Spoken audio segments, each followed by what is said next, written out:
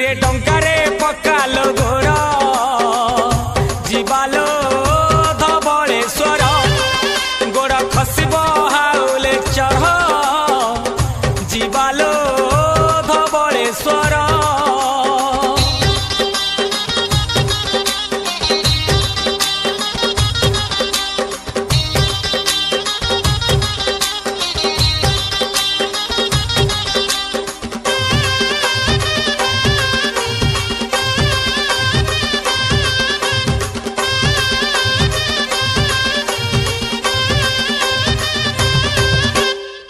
धवलेश्वरंक करुणा लभिले अंधत पाए नयन छोटा चाली पारे मुख कही पारे निसंतानर संतान।